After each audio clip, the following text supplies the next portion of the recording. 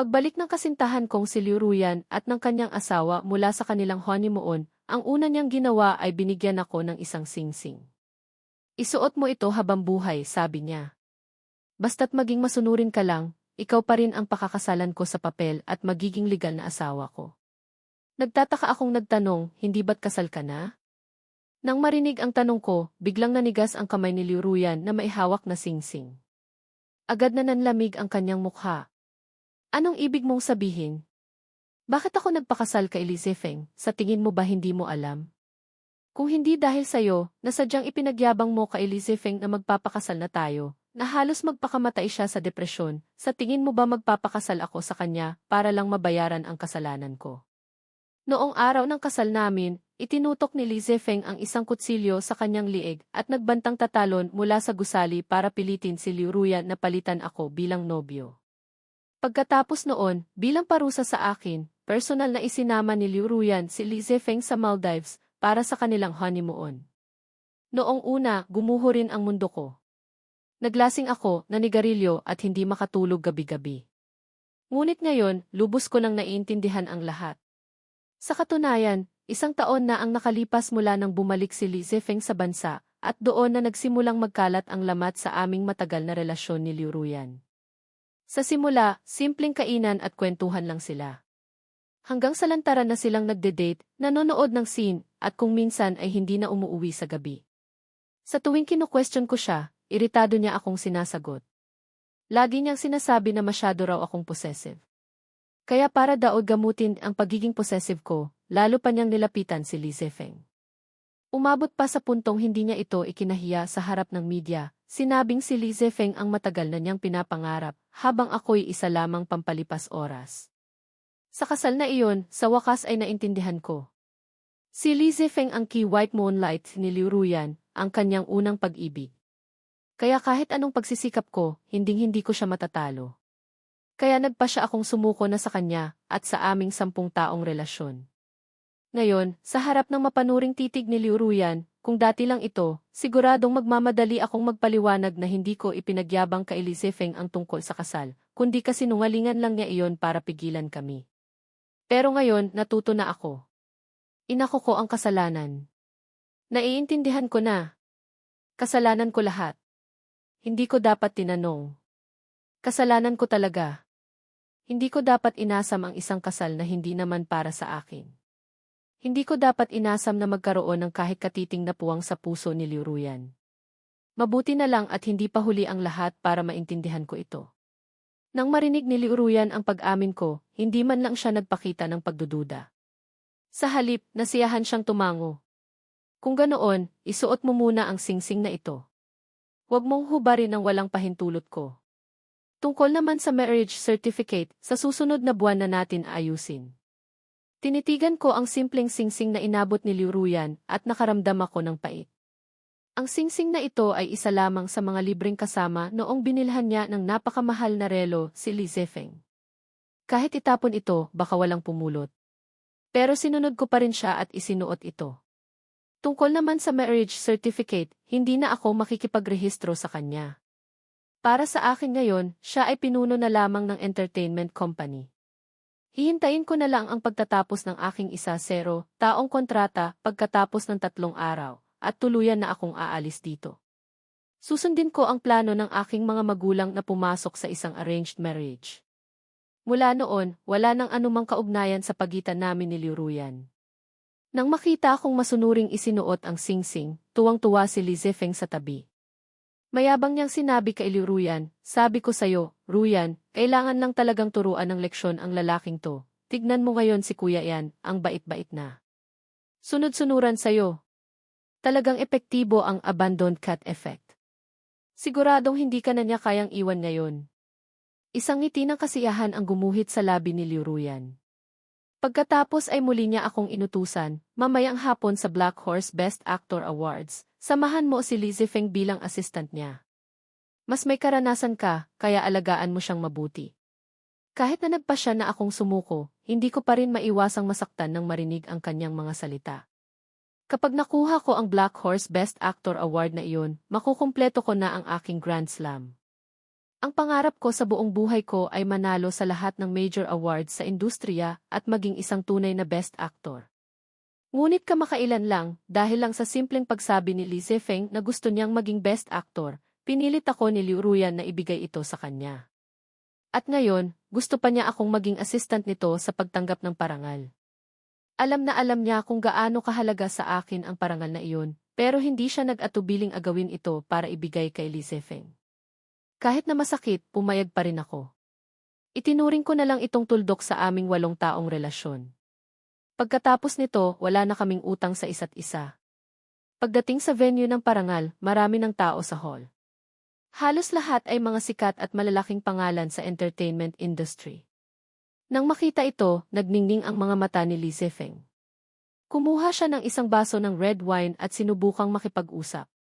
Ngunit sino ba namang bigating artista ang papansin sa isang tulad niyang internet celebrity?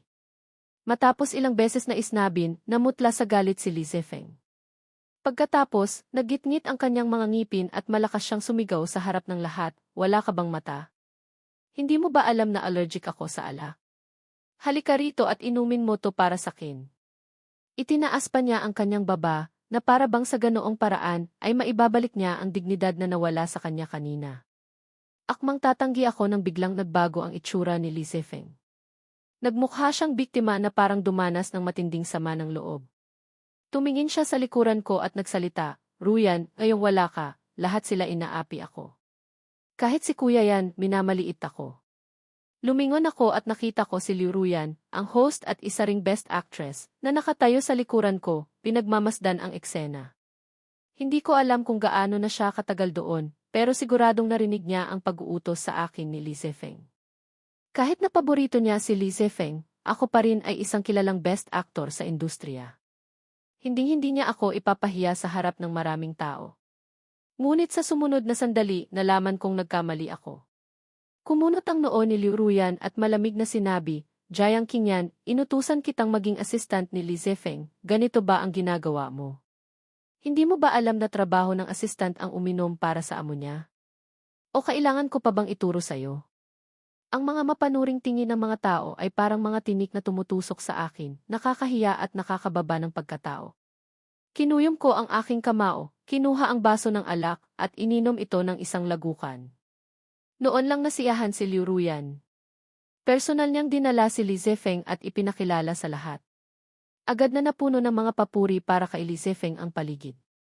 Si Li Zefeng naman ay taas noo, parang isang tandang nananalo sa sabong. Ilang sandali pa, lumapit si Li Zefeng. Nang makita ang malungkot kong anyo, mayabang siyang humisi at bumulong sa aking tainga, "Best actor ka nga, ano naman ngayon? Sunod-sunuran ka pa rin sa akin." Pagkasabi noon, tiningnan niya ako nang may mapanuksong ngiti. Itinaas niya ang kanyang paa at sinabi sa boses na maririnig ng iba, "Kuya yan, nadumihan ang sapatos ko. Pwede mo bang punasan?" Akala ko'y mahaba ang pasensya ko, pero sa sandaling iyon ay hindi ko napigilang ikuyom ang aking mga kamao. Nang makita ito ni Li Zefeng, mapanukso siyang umiti at nagkunwaring nag-aalala, "Kuya yan, sorry. Hindi ko sinasadyang abalahin ka, pero kasi itong suot kong suit, hindi pwedeng madumihan." Sumang-ayon si Liu Ruyan sa tabi nga. Aakyat siya sa stage mamaya para sa award, hindi pwedeng marumi ang suot niya. Pangit tingnan sa kamera. Pagkatapos ay tiningnan ako ni Liu Ruyan na may pag-uutos. Nang makita niya hindi ako kumikilos, naiinis siyang kumunot noo. "Bilisan mo na at punasan mo ang sapatos ni Zefeng. Huwag mong kalimutan na isa ka lang assistant ngayon. Alamin mo ang lugar mo." Nag-aapoy ang galit sa puso ko. Huminga ako ng malalim at sinabi sa sarili, "Ilang araw na lang, tiisin mo na lang." Kaya lumuhod ako, kinuha ang panyo, at akmang pupunasan ang sapatos ni Li Zefeng nang biglang tinawag ang pangalan niya mula sa entablado. Tuwang-tuwang pinagpaga ni Li Zefeng ang hindi naman umiiral na alikabok sa kanyang damit. Sa harap ng tingin ng lahat, magalang siyang yumuko, at pagkatapos ay mariing inapakan ang kamay ko bago naglakad papunta sa entablado. Ramdam na ramdam ko ang sakit. Napangiwi ako. Ngunit si Liu Ruyan ay naiinis na sinipa ako ng bahagya. "Bilisan mo, dalhin mo sa kanya ang speech niya. Ano pang tinatanga-tanga mo dyan? Ang simpleng bagay hindi mo magawa. Tanga!"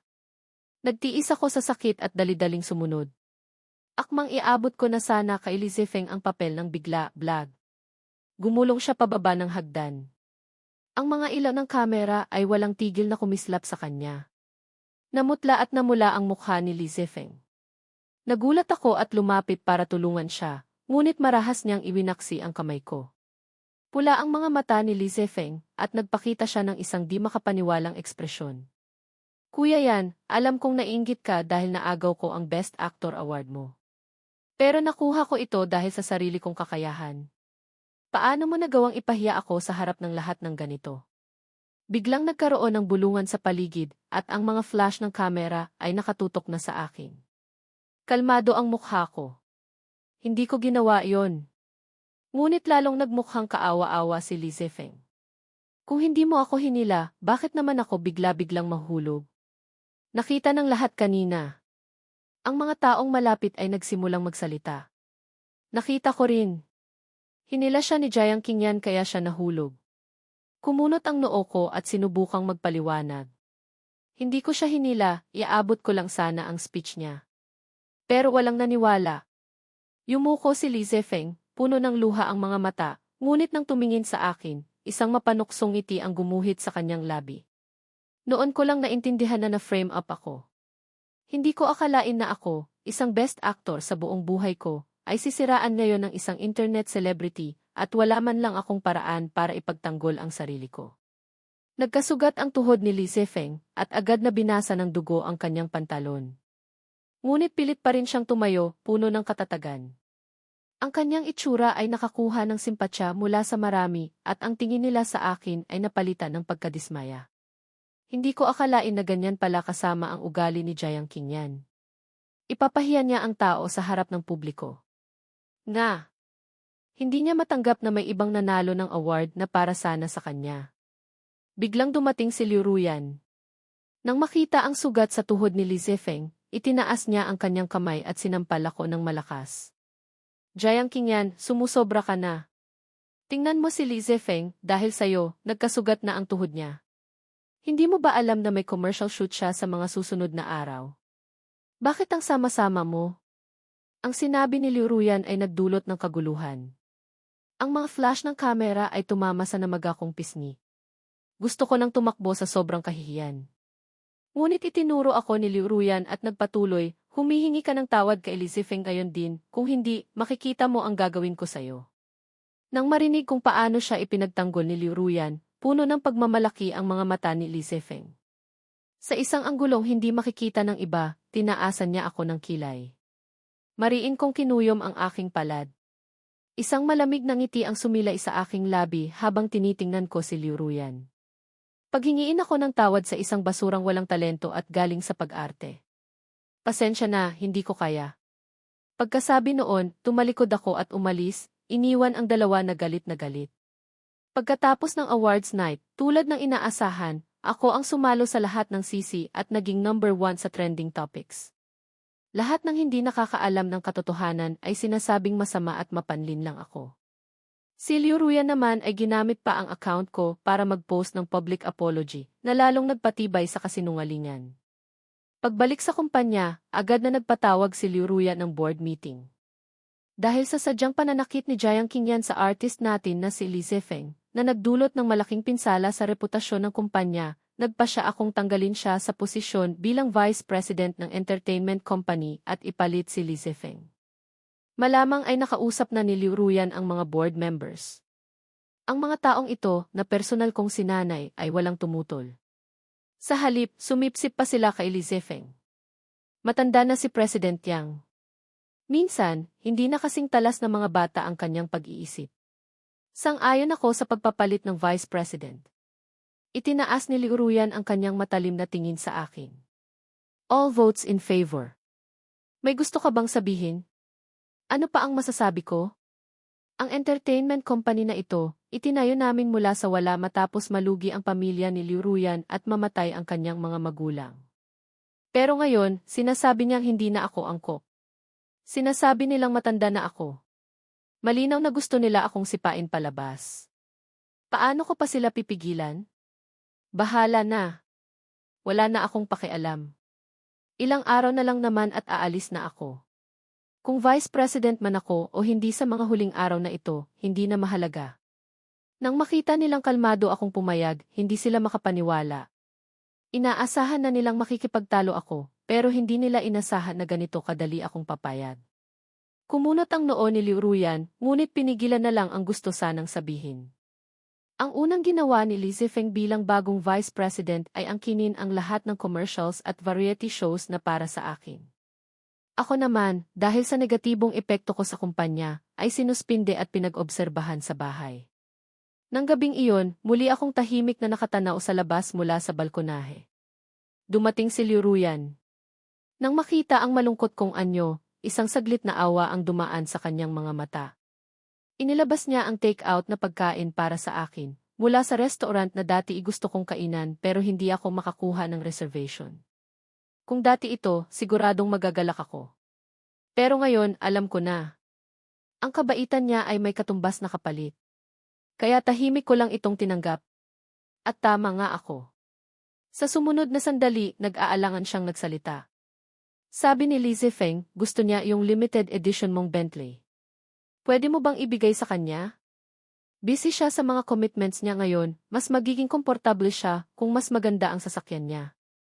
Sa tagal naming magkasama, hindi niya ako binigyan ng kahit anong regalo. Ang kotse na iyon ay nakuha ko lang noong nakaraang taon matapos kumita ng 1 bilyon ang pelikulang ginawa ko para sa kumpanya na nagkataon pang kaarawan ko. Noong panahong iyon, tinawag pa niya akong materyalistiko at mayabang. Ngunit ngayon, gusto niyang ibigay ko ito kay Li Zifeng na walang anumang kontribusyon sa kumpanya. Talagang mahal na mahal niya si Li Zifeng. Mabuti na lang at wala na akong pakialam. Sige, tumango ako, ipinapahiwatig na narinig ko siya. Ngunit tila hindi nasiyahan si Liu Ruyan sa aking pagsunod. Hindi siya kontento. Bakit para ka ng robot ngayon? Tango ka lang ng tango. Napangiti ako ng bahagya habang tinitingnan siya. Hindi ba't ito ang gusto mo? Kinuyom ni Liu Ruyan ang kanyang kamao. Nang muli siyang magsalita, mas malumanay na ang kanyang boses. Niyakap niya ako mula sa likod at isinandal ang kanyang ulo sa balikat ko. Alam kong nahirapan ka nitong mga nakaraang araw. Huwag kang mag-alala, kapag nakuha na natin ang marriage certificate, dadalhin kita sa honeymoon. Sa tingin mo, dapat ba nating isama si Li Zifeng? Ito ang unang beses na hiningi niya ang opinyon ko. Ngunit wala akong pakialam na tumango. Kahit ano. Biglang nanigas ang katawan ni Liu Ruyan. Agad na nanlamig ang kanyang mukha. Gusto kong maging masunurin ka, na hindi ka masyadong possessive. Pero hindi ko sinabing maging ganito ka kawalang pakialam sa akin. Para na tayong hindi magkakilala. Kung magpapatuloy ka ng ganito, hindi na ako makikipagrehistro sa'yo. Galit siyang lumabas at isinara ang pinto ng malakas. Ako naman ay tahimik na napabuntong hininga. Noong nag-aalala ako sa kanya, sinabi niyang possessive ako. Ngayong bumitaw na ako, sinasabi naman niyang wala na akong pakialam sa kanya. Ilang araw na hindi umuwi si Liu Ruyan at ako naman ay hindi na rin ng istorbo. Nang humupa na ang issue, natapos na rin ang 1-0 taong kontrata ko. Agad akong pumunta sa kumpanya para pirmahan ang aking resignation. Mabilis itong pinirmahan ng EUC at kailangan na lang ng apruba ni Liu Ruyan. Akmang magpapadala ako ng mensahe kay Liu Ruyan nang makatanggap ako ng text mula sa kanya. Ibinigay niya ang isang address at sinabing sunduin ko siya. Ayaw ko sanang pumunta, pero kailangan niya pang pirmahan ang resignation ko, kaya pumunta pa rin ako. Ang address na ipinadala ni Liu Ruyan ay sa isang bagong tayong studio sa paanan ng isang bundok sa probinsya. Ngunit pagdating ko, wala akong makitang tao. Habang nag-aalangan ako, biglang lumitaw si Li Zifeng kasama ang isang grupo ng malalaking lalaki. Kinabahan ako. Bakit ikaw? Nasaan si Liu Ruyan? Ngumiti si Li Zifeng at hinaplos ang kanyang lid. Noon ko lang napansin ang mga hiki doon. Kakatulog lang ni Ruyan sa mga bisig ko. Ako ang nagpadala ng mensahe. Biglang naging malamig ang tingin ni Li Zifeng. Ngayon, kumakalat sa internet na may daya daw ang pagiging Black Horse Best Actor ko. Sa tingin ko, ikaw ang nagbayad ng mga troll para siraan ako, tama? Natawa ako ng mapakla. Kailangan ko pa bang gawin yon? Kung may daya ba o wala ang pagiging Best Actor mo, kahit sinong may mata makikita yan. Si Li Zefeng, walang obra, walang talento sa pag-arte. Bukod sa ilang web series, ni hindi pa siya nakalabas sa malalaking variety shows. Sino ang maniniwalang walang daya ang pagkapanalo niya? Walang pakialam na sumagot si Li Zefeng. Kung ikaw man ang nagsimula ng chismis o hindi, wala na akong pakialam. Dahil simula ngayon, hinding-hindi ka na magiging best actor. At ako ang papalit sa'yo bilang bagong best actor, hinahangaan ng milyon-milyon. Habang nagsasalita, sinenyasan niya ang mga kasama niyang lalaki. Agad nila akong dinakma at idiniin sa sahig. May alam akong kaunting self-defense, at nasipa ko pa ang isa sa kanila. Pero agad akong dinakma ng isa pa. Hinawakan niya ang ulo ko at ilang beses na iwinasiwa sa sahig. Nahilo ako at nanlabo ang paningin. Sa malabong paningin ko, nakita ko si Li Zefeng na lumapit at inapakan ang ulo ko. Ang presensya mo ay isang panganib sa career ko sa showbiz, sabi niya. Kahit na nandyan si Liu Ruyan para protektahan ako, hindi pa rin ako mapakali. Kailangan kitang sirain para tuluyan na akong matahimik. Habang nagsasalita, naglabas siya ng isang patalim at dahan-dahang lumuhod. Naintindihan ko kung ano ang balak niyang gawin. Hiniwa na ng matalas na talim ang aking mukha. Sumigaw ako at nagpumiglas, pero mariin akong pinigilan. Ang mga luhang dumaloy sa aking sugat ay nagdulot ng matinding sakit na napapilipit ako. Tinitigan ko ng masama ang mukha sa harapan ko at sumumpa sa aking sarili. Balang araw, ipaparanas ko sa kanya ang lahat ng ito ng 100 beses. 1 hiwa, 2 hiwa binilang ko. Umabot sa 12 hiwa. Pagkatapos, tumayo si Li Zefeng at sinabi sa mga kasama niya, gawin niyo na ang plano. Sa sumunod na sandali, binuhusan ng gasolina ang studio. Mabilis na umalis ang mga lalaki habang si Li Zefeng ay tinawagan si Liu Ruyan. Humihingal siyang sumigaw, Ruyan, pakiusap, iligtas mo ako. Gusto akong patayin ni kuya yan. Pagkasabi noon, kalmado siyang nagsindi ng sigarilyo at itinapon ang lighter na may apoy pa sa gasolina. Agad na lumaki ang apoy. Mabilis na dumating si Liu Ruyan. Sa mga oras na iyon, kumalat na ang apoy sa buong studio. Puno ng pag-aalala ang kanyang mukha nang sumugod siya papasok, hindi alintana ang apoy. Nadaanan niya ako na nakahandusay at duguan ang mukha. Nanlaki ang kanyang mga mata, hindi makapaniwala. Akmang tutulungan niya ako nang marinig ang mahinang sigaw ni Li Zefeng mula sa malapit. Ruyan, sa wakas dumating ka na. Tulungan mo ako. Isang saglit na pag-aalinlangan ang dumaan sa mukha ni Liu Ruyan. Pagkatapos, binitawan niya ako at tumakbo papunta kay Li Zefeng. Ang kamay ko ay walang lakas na bumagsak sa sahig. Wala akong nagawa kundi panoorin si Liu Ruyan na buong lakas na itinayo si Li Zefeng, na sadyang nagpatumba sa sarili. Inilabas niya si Li Zefeng mula sa naglalagablab na apoy. Desperado akong iniabot ang aking kamay sa kanya. Tulungan mo ako. Natigilan si Liu Ruyan. Isang saglit na pagkakasala ang dumaan sa kanyang mga mata. Nakatawag na ako sa bombero. Yan, magtiis ka lang ng kaunti. Darating na sila. Pagkasabi noon, tumalikod siya at umalis kasama si Li Zefeng nang hindi man lang lumilingon. Nang magising akong muli, nasa ospital na ako. Maliban sa pinuno ng EC department, wala ni isang tao sa tabi ko.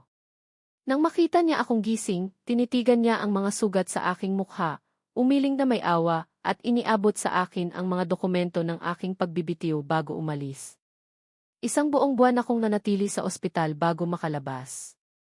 Sa buong panahong iyon, hindi ako binisita ni Liu Ruyan kahit isang beses. At doon, tuluyan nang namatay ang puso ko. Nang umuwi ako hawak ang aking mga dokumento, natuklasan ko na ang bahay na binili ko milyon-milyon ang halaga ilang taon na ang nakalipas ay ginawa na nina Liu Ruyan at Li Zefeng na kanilang bagong tahanan.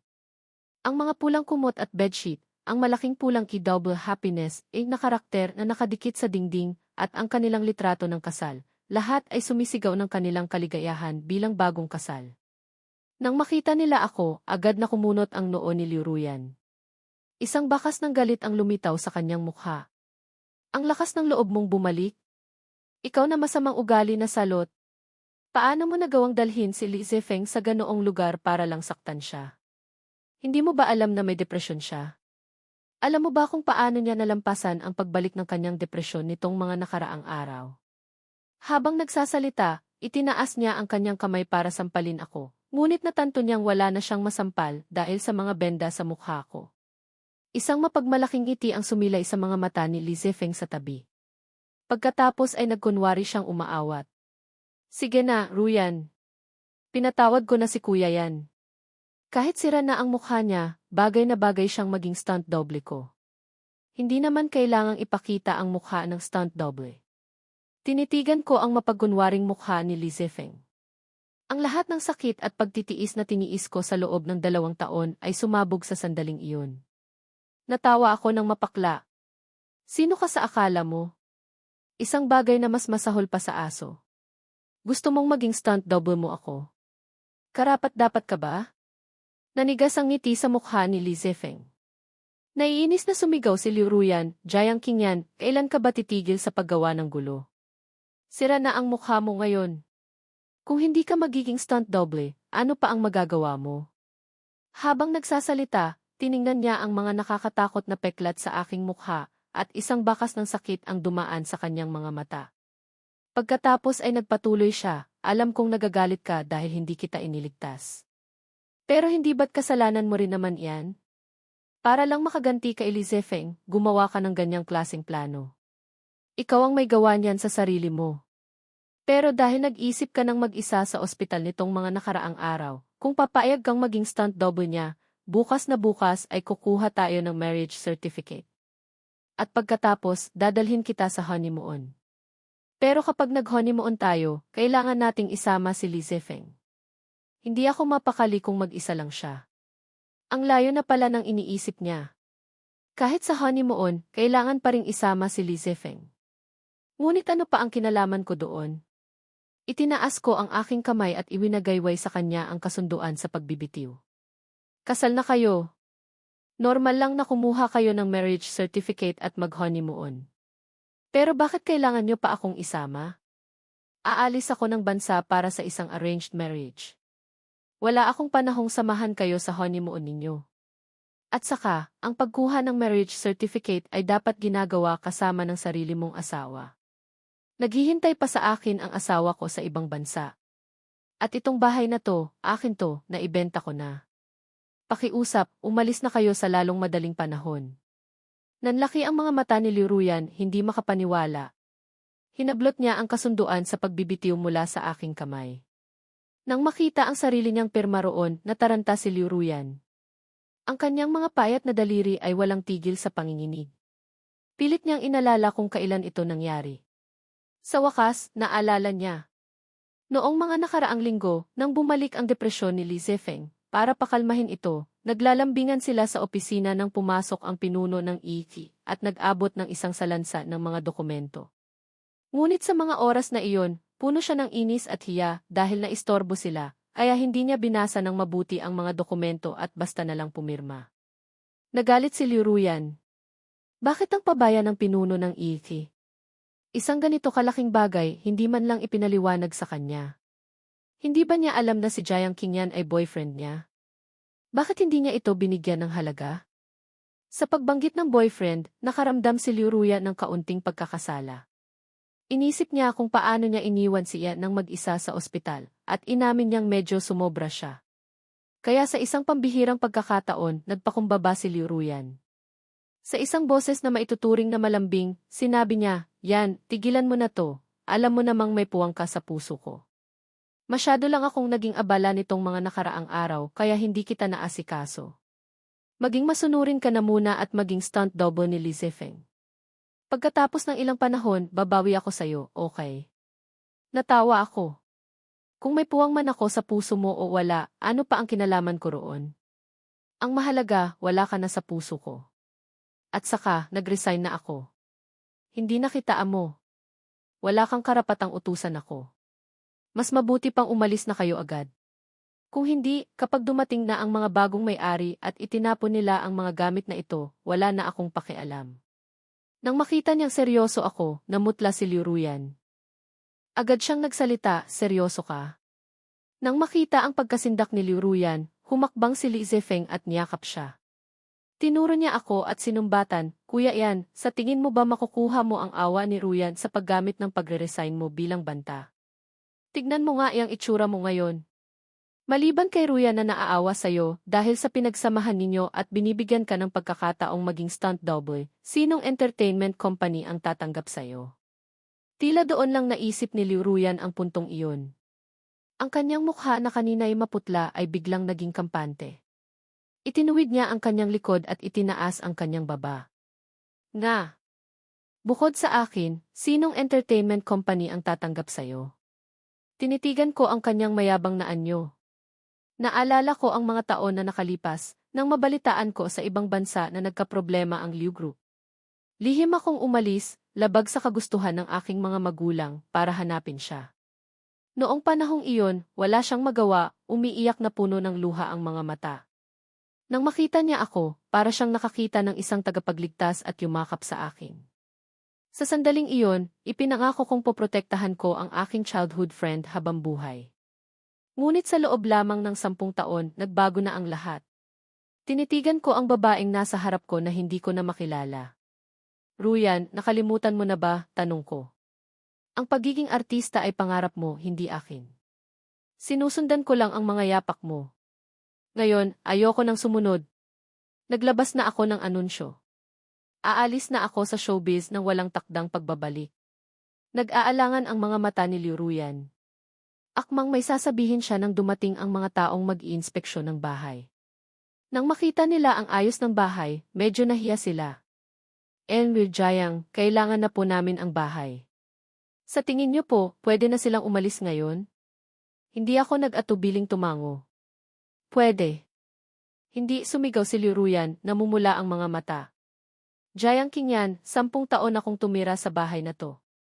Anong karapatan mong ibenta na lang ito basta-basta? Natawa ako. Dahil hindi ito ang inyong bahay pangkasal, kundi ang bahay na binili ko gamit ang sarili kong pera. Ako ang magpapasya. Bumaling ako sa mga tao. Pwede na kayong maglipat ngayon. Hindi sumugod si Liu Ruyan at mahigpit na hinawakan ang braso ko, nagmamakaawa. Huwag mo silang payagang lumipat. 10 taon tayong tumira dito. Marami tayong alaala rito. Nakalimutan mo na ba lahat? Tiningnan ko ang ayos ng bahay. Matagal nang nabago. Wala nang kahit anong bakas ng aming mga alaala. Tila napansin din ito ni Liu Ruyan. Desperado siyang nagsalita, itatapon ko na lahat to ngayon din. Huwag mo. Nainis na ako sa kanyang pangulit. Malamig kong pinutol ang kanyang sinasabi. Liu Ruyan, isang bahay lang to, hindi ba't kaya mong bumili ng bago? Kailangan mo pa bang manggulo ng ganito? Noon, si Liu Ruyan ay inalagaan ko na parang isang prinsesa. Hinding-hindi ko siya tinatratong ganito. Nang masigawan ko, ang kanyang mga luha ay nagsimulang pumatak na parang mga perlas na naputol sa sinulid. Humikbi siya.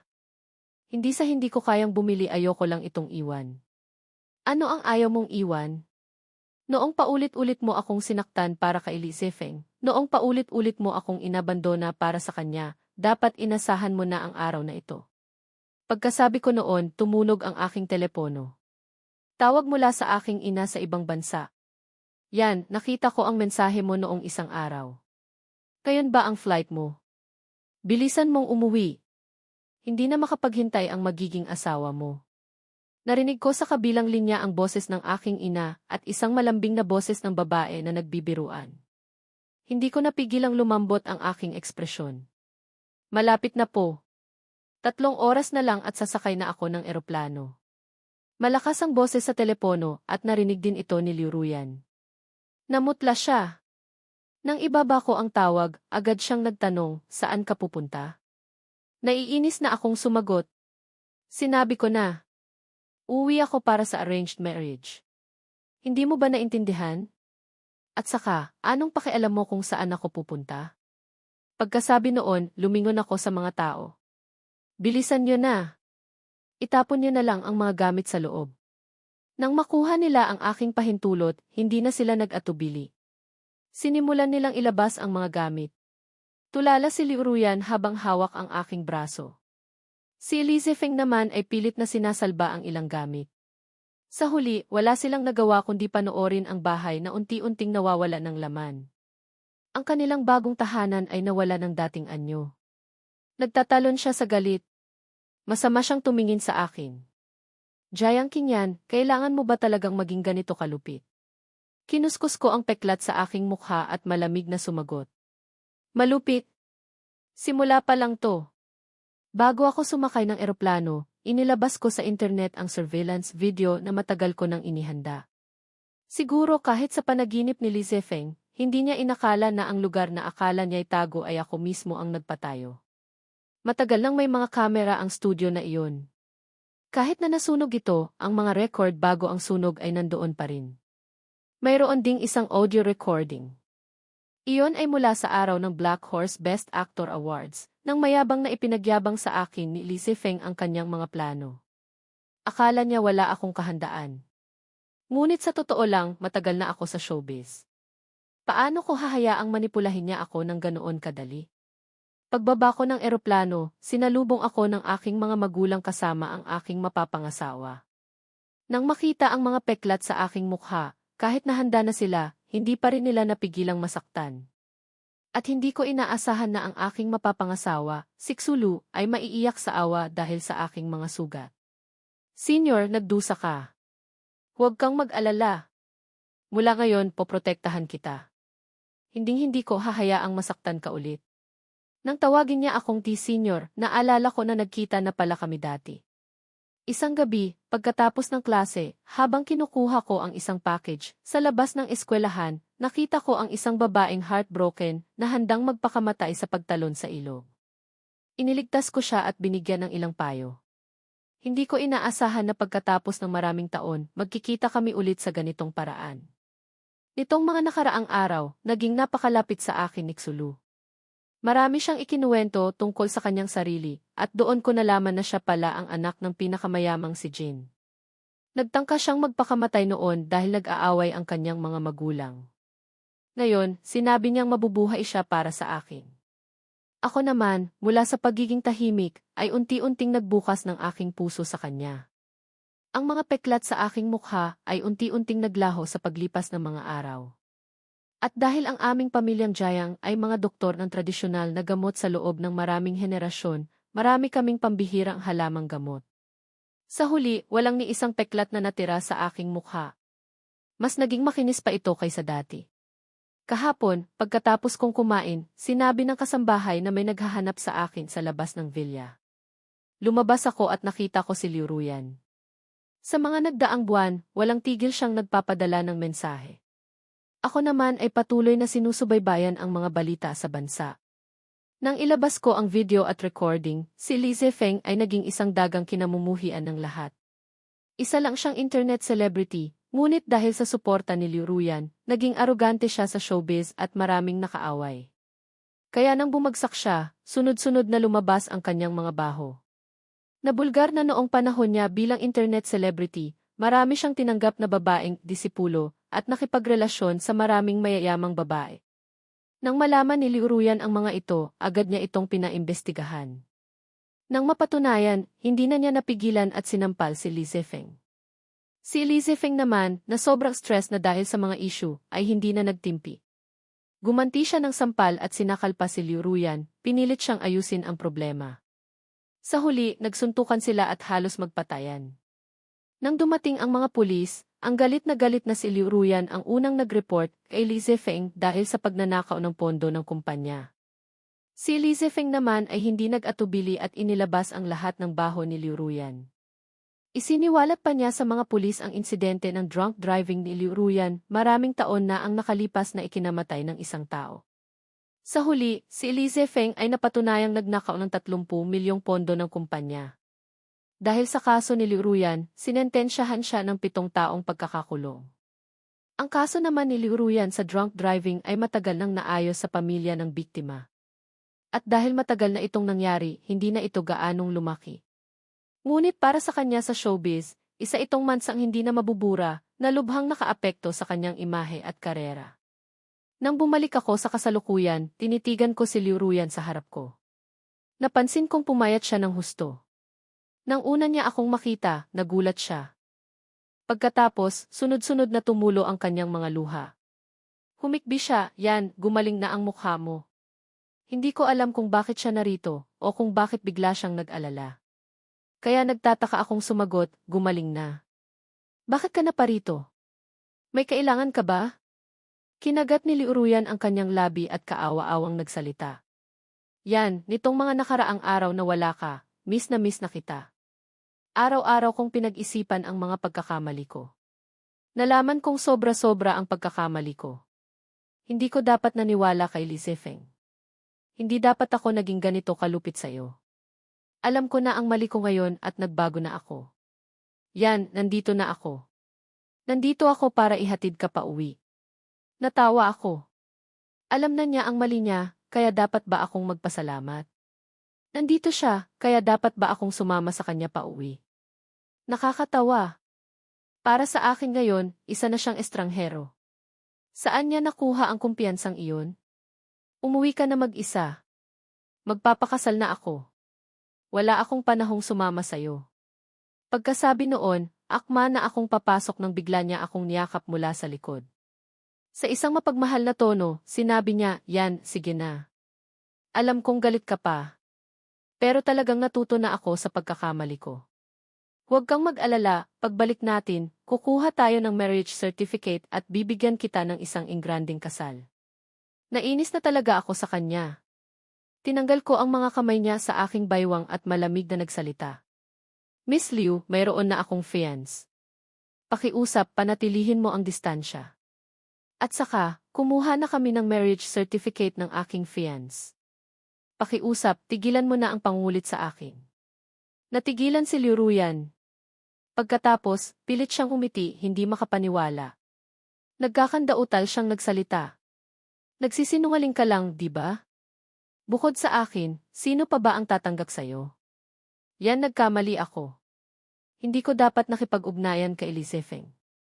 Huwag kang mag-alala, ipinakulong ko na siya. Wala nang manggugulo sa atin. Pwede ba tayong magsimulang muli? Nang makita ang kanyang tila na babaliw na anyo, napabuntong hininga ako.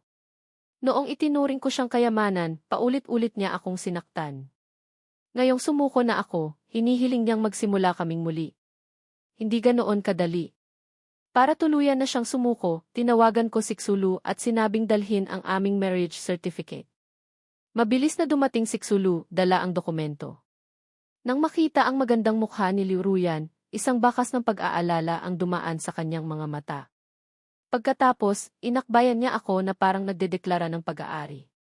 Mahal, ito ba ang ex-girlfriend mo? Nang marinig ang salitang i-ex-girlfriend, nanginig si Liu Ruyan. Iwinagayway ni Xulu ang marriage certificate sa harap niya at nagsalita, Ate, salamat sa pagbitaw mo para magkatuluyan kami niyan. Huwag kang mag-alala. Mula ngayon, doblehin ko ang pag-aalaga ko sa kanya. Hinding-hindi ko hahayaang magkaroon ka ng pagkakataon. Ang kanyang anyo na nagsiselos pero nagpapaka-cute ay parang isang pusang may ugali na nakakakiliti sa puso. Puno ng kapaitan ang mga mata ni Liu Ruyan. Tumingala siya, puno ng luha ang mukha at nagsalita sa akin. Yan, magkababata tayo at mayroon tayong 10 taong relasyon. Ang pinakamagandang bahagi ng kabataan mo ay kasama ako. Paano mo nagawang basta na lang bumitaw? Paano mo natiis? Anong dahilan para hindi ko matiis? Tanong ko pabalik. Alam mo rin palang magkababata tayo at may 10 taong relasyon. Pero paano mo ako tinrato? Ginamit mo ang walang kwentang abandoned cat effect para parusahan ako. Sa araw ng ating kasal, basta ka na lang nagpalit ng nobyo, walang pakialam sa nararamdaman ko. Kahit noong siniraan ako ni Li Zifeng, sinira ang mukha ko, at sinunog ang studio, siya pa rin ang kinampihan mo. Inabandona mo ako para iligtas siya. Ngayong nangyari na ang lahat, paano mo ako tatanungin kung paano ko natiis? Putangina, anong hindi ko matitiis? Sa bawat salitang sinasabi ko, lalong namumutla ang kanyang mukha. Sa huli, halos matumba na siya at napakapit sa rehas. Pula ang kanyang mga mata, ngunit wala nang luhang lumalabas. Walang magawa siyang umiling at nagsabing, sorry. Hindi ko na siya pinansin. Ang aming mga landas ay hindi na dapat nag-cruise. Akala ko sapat na ang linaw ng sinabi ko at hinding-hindi na siya magpapakita sa akin. Ngunit sa araw ng aking kasal, nagpakita siya, suot ang isang wedding gown na mas ingrande pa kaysa sa bride. Pagkatapos kong sabihin ang ta sa harap ng pari, lumakad si Liu Ruyan palapit sa akin, namumula ang mga mata. Inilahad niya ang kanyang kamay, nakatitig sa akin. Yan, noon, nagkamali ako sa'yo. Sinaktan kita. Alam kong mali ako. Gusto ko sanang bumitaw at hayaan kang maging masaya. Pero nang makita kitang naglalakad papunta sa iba, doon ko nalaman na hindi ko pala kaya. Ang puso ko ay parang dinudurog. Hindi ko kayang mabuhay nang wala ka. Sasama ka ba sa akin? Ipinapangako ko, mula ngayon, doblehin ko ang pag-aalaga ko sa'yo. Puno ng pagmamahal ang kanyang mga mata na maihalong pag-iingat. Kahit sino ay malulunod sa kanyang tingin. Ngunit malamig ko lang siyang tiningnan. Tinaasan ko siya ng kilay. Miss Liu, ano nang ibig mong sabihin? Hindi ba't kasal ka na sa iba? Hindi yata angkop na bigla kang magpakita sa kasal ko. Sinenyasan ko ang mga security guard sa labas. Mabilis nilang kinalagkad si Liu Ruyan palabas. Ang liwanag sa mga mata ni Liu Ruyan ay tuluyang naglaho. Humagulgol siya. Yan, bigyan mo pa ako ng isang pagkakataon, pakiusap. Hindi ko kayang mabuhay nang wala ka. Ayokong mawala ka. Hindi ko kakayanin. Ang kanyang boses ay unti-unting humina habang kinakalagkad siya ng mga guard, hanggang sa tuluyan nang nawala. Muli, buong taimtim kong sinabi, ikinagagalak kong pakasalan si Tsulu, na makakasama ko habang buhay, hindi mag-iiwanan at magdadamayan sa hirap at ginhawa. Si Tsulu, na kanina inaiinis sa ginawa ni Liu Ruyan, ay nagliwanag ang mga mata nang marinig ang aking pangako. Ang kanyang kaligayahan ay kitang-kita. Hindi ko napigilang haplusin ang kanyang ulo. Kung sana siya ang una kong nakilala. Ngunit hindi pa huli ang lahat. Mamahalin ko siya magpakailanman. Magiging masaya kami magpakailanman. Nagpalitan kami ng singsing. Mula noon, kami na ang pinakamamahal sa isa't isa. At ang hindi pa nababasang mensahe sa cellphone, kasama ng nagpadala nito, ay mananatili sa walang hanggang sakit at kalungkutan. Dahil ang taong mahal niya ay sumuko na sa kanya. Wala nang sinuman ang magmamahal sa kanya tulad ng pagmamahal ni Jiang Qingyan. Wala nang sinuman ang magpapadama sa kanya ng pag-ibig na kasing tindi ng dati, na nauwi sa sakit na nakakamatay. Muling dumating ang tagsibol. Ang tagsibol ay simula, pag-asa, paglimot sa nakaraan, at isang mahabang kinabukasan.